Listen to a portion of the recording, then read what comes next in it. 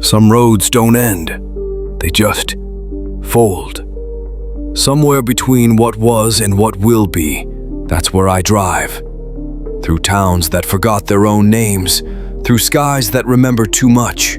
They call me a witness, though I've never asked to see. Every crossing costs something, a memory, a heartbeat, a piece of what I was, but I keep riding, because somewhere ahead, innocence still tries to be born. And if I can see it happen, even once, maybe the world will remember how to begin again. The sky above the range doesn't look right. Not in the way storms look wrong, or smoke, or distant city glow. This is different. The clouds fold instead of drift. Light bends where it shouldn't. And every so often, the horizon seems to breathe. Wyatt Wade notices all of this the way you notice a bruise you've had for days. Dimly, quietly, without surprise. He hikes alone along a narrow spine of mountain trail, boots grinding into dust and grit. The afternoon is sliding toward evening, the air thin and cool. Below him, valleys sink into shadow. Above him, the sky continues its slow, unnatural turning. He doesn't hurry. He doesn't talk. He just keeps walking, as if he has been walking his whole life. Some roads don't end, they just fold. Wyatt stops on a ridge and looks down. From here, the world looks hollowed. Old logging roads, rusted machinery, slopes patched with scrub and thin trees trying their best. It's the kind of place the world forgot to finish. He adjusts the strap of his pack, breath clouding in the cooling air. There's no one out here. No cell towers, no fences, no signs to say welcome or stay out.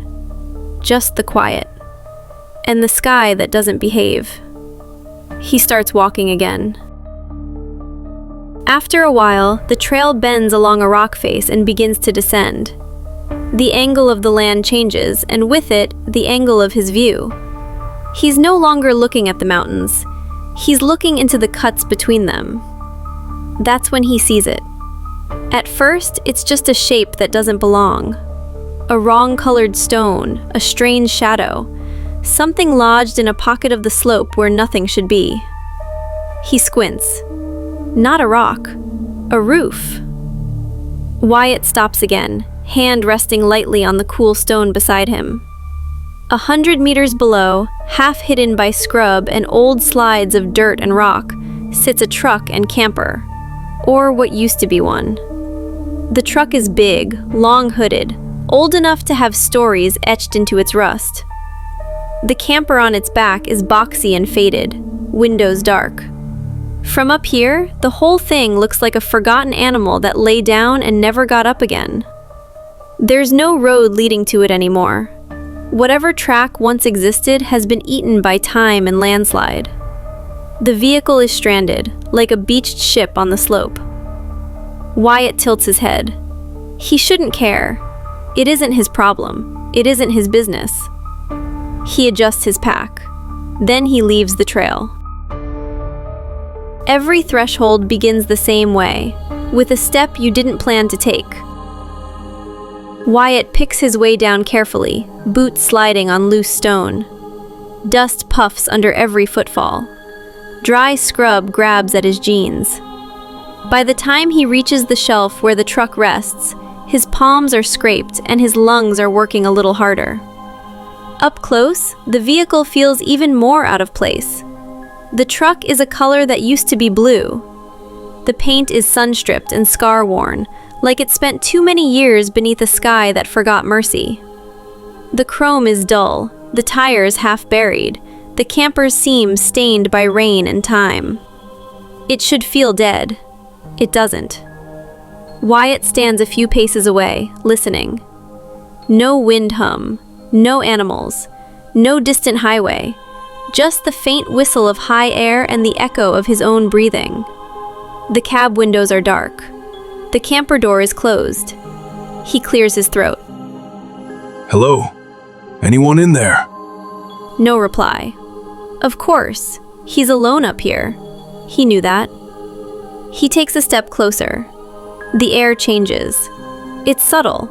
A pressure behind his ears, a taste of metal on his tongue, a vibration in the ground that may or may not be his imagination. He rests one hand on the camper's side panel. The metal is cool, solid. Nothing. He exhales, about to turn away. Wyatt Wade? A voice says. He freezes. The voice is male, old, worn in the way well-read pages are worn. It seems to come from everywhere and nowhere at once. A hum in the frame, a tremor in the glass, a whisper through the wires. Wyatt doesn't move his hand. Who's there? A second passes. Then, About time. the voice replies. The truck's dash flickers on behind the dark glass of the cab. Faint lights glow to life. Old analog dials, a thin strip of digital readout that has no right still working. Somewhere inside, something mechanical whirs, coughs, and settles into a low, steady hum. Wyatt takes a half step back, heart rate finally catching up to his curiosity. I'm serious. Who's there? The voice comes again, this time unmistakably from the cab.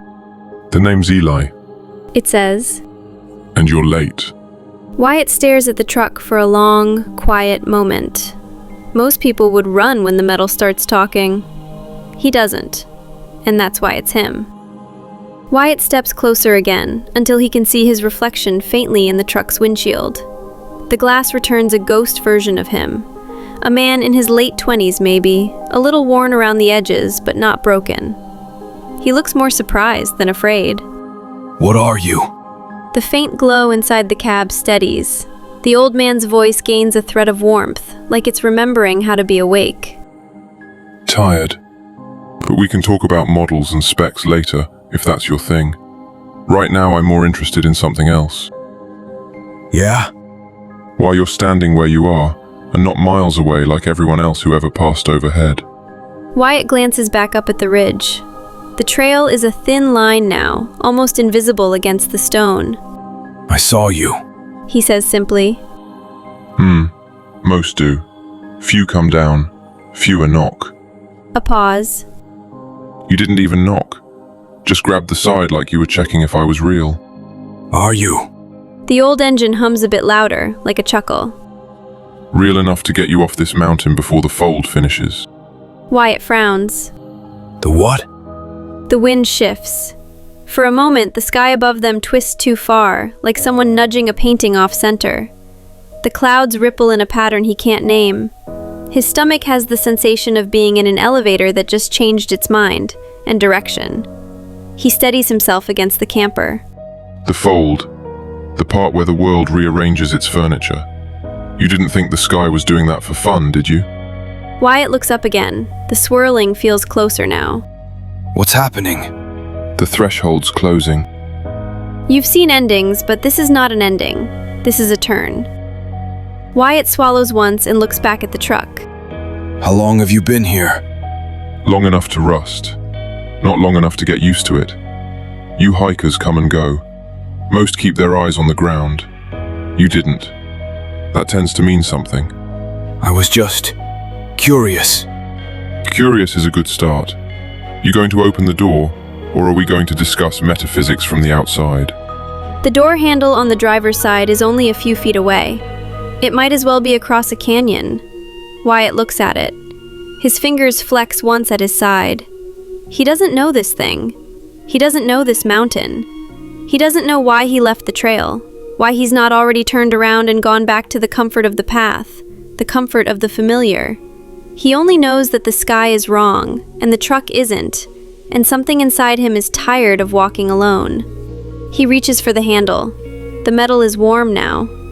The latch clicks with a sound that feels too alive. He pulls the door open.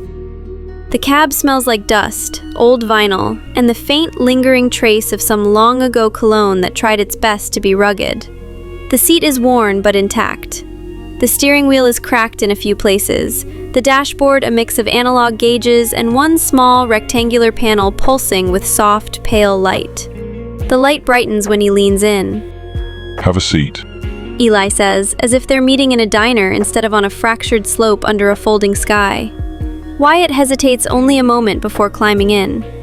The seat sighs under his weight. The door closes with a solid, comforting sound. For the first time in a long time, he feels contained. Not trapped, just held. He rests his hands lightly on his knees. So, Eli, So, Wyatt Wade. how do you know my name? I've known your name longer than you've been wearing it. Longer than you've been hearing it. Call it the job description. What job? Eli's engine hum lowers, like a man leaning back in his chair. The one you haven't said yes to yet. The world doesn't pick heroes, it picks witnesses. Heroes argue, witnesses listen. Wyatt looks at the glowing panel on the dash. You were waiting for someone? I was, for a long time. Now I'm talking to him. Wyatt leans back, letting his head rest against the seat. He closes his eyes for a moment. You're wrong. I'm nobody. I'm no one. I've had a lot of nobodies in this cab. Eli answers. Funny thing, the world changes every time one of them makes a certain kind of choice. What kind? Eli doesn't answer immediately. The truck's old systems click and murmur. Somewhere deep in the frame, hidden machinery shifts like bones stretching after a long sleep. Outside, the wind builds then drops. The sky's strange folding seems closer still. Let me show you something. The panel on the dashboard flickers, then resolves into a simple line of text. Distortion, 3.2 kilometers southeast. Local, Redwater Hollow. Wyatt squints. What's that? Call it a knot, a snag in the way things should be. A place that hasn't decided whether to heal or to rot. I've been listening to it for a while. Thought about going on my own, but... But you're a truck. Exactly. I do the carrying, somebody else does the walking, and the talking, and the listening, and the hard part. What's the hard part? Standing in front of people when they're at the edge, and not pushing. Wyatt opens his eyes again and looks through the windshield. From here, he can't see the world beyond the slope and the sky. But something about the way the light is bending out there, the way the air feels charged, tells him that southeast isn't just a direction, it's an invitation. I'm not a therapist. Good. That's not what they need. They've got professionals for that. They don't listen to them either. Wyatt huffs out a breath that almost becomes a laugh. So what do they need? A witness. Someone who sees them not as broken or dangerous or defective, but as early. Someone who stands with them at the threshold and says, you can go if you want, or you can stay and become something new. Either way, I see you. Wyatt is quiet for a long moment. You sound like you've done this before. I've had riders. What happened to them? Some crossed their own thresholds. Some turned back. Some forgot why they started. I don't keep a scorecard. I keep driving when I can. Wyatt looks down at his hands. He remembers towns that felt like funerals with no bodies. He remembers faces that went blank when hope ran out. He remembers nights staring at ceilings, wondering what it would take to make any of it matter. He didn't come to the mountains looking for answers. He came because flat ground felt like a lie. Now here he is, sitting inside a tired old truck that knows his name, and is offering him something that isn't quite a mission and isn't quite a destiny. Just a choice. Why me? Eli's voice softens. Because you came down the hill. Most people look and keep walking. You looked and changed your path. That's the only requirement. Thresholds do not ask for heroes. They ask for anyone willing to turn their head and say, I see it. Wyatt's fingers curl loosely around the edge of the seat. What happens if I say no? Then I rust a while longer, and the knot down in Redwater pulls a little tighter. Someone else might come along, or they might not. The world doesn't beg, it just offers. And if I say yes? Then we drive, we listen. You help one person you don't know cross one small, invisible line inside themselves. And then, if you want, you go back to your old life. Or you don't. I won't keep you. Wyatt leans back again, staring at the cracked ceiling of the cab. He is very aware of his own heartbeat, very aware of the way the air feels different in here. He is aware that no one knows where he is. No one is waiting for him. If he disappeared into this truck and rode over the edge of the world, there would be no search parties, no headlines, no questions. He could vanish and only the mountains would notice. The thought is strangely freeing. He sits with it for a while. Finally, he opens his eyes and looks at the dash. Do you believe people can change? Eli takes longer to answer this time. I believe He says slowly. that sometimes they're not changing. They're just remembering who they were before someone talked them out of it. Wyatt nods once. Start the engine. The old truck's voice smiles without laughing. With pleasure. The ignition turns itself. The engine rumbles. Not aggressive, just deep, steady, and alive. Dust shakes off the frame. The lights behind the old gauges glow a little brighter. Outside, the sky folds again. But this time, the movement feels less like a threat and more like a curtain drawing back. Wyatt grips the steering wheel, feeling the worn grooves in the leather. His boots settle on the pedals. Never driven a metaphysical relic before. You'll get used to it. Road's still a road. Just remember, the lines on the map aren't the real thresholds. Yeah? They're inside the people we meet. You'll see.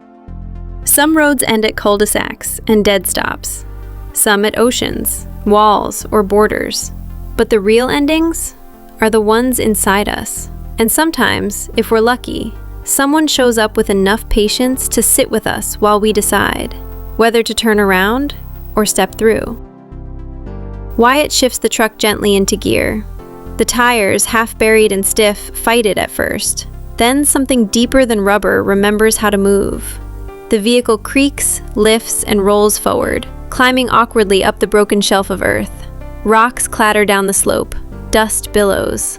The whole frame shudders like an animal stretching after a long winter of hibernating. Easy. I'm not as young as I used to be. You and me both, Eli. It takes time, but they reach the old trail. The truck noses up onto the narrow path, settling its weight with quiet confidence. Once it's on semi-level ground, the ride smooths out. Wyatt glances in the side mirror. The place where the truck had slept for so long already looks different. Smaller. Less like a grave and more like a shed skin. He faces forward again. Which way? Southeast. Follow the road until it forgets what it was built for. Then keep going. Comforting. Wyatt says dryly. Would you rather I lied? Wyatt thinks about it. No, I don't think I would.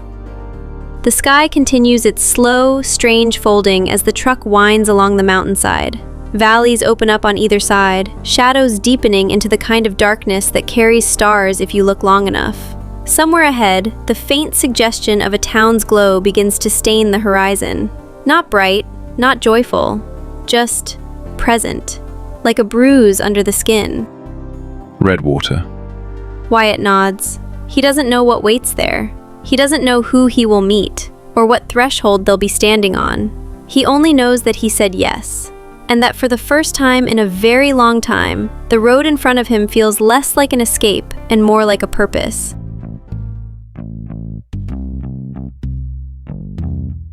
They say every threshold asks a question, not with words, but with silence.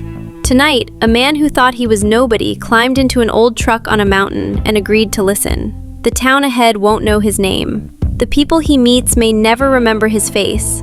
But somewhere between here and the first door he knocks on, a road that used to end will quietly fold and become a beginning.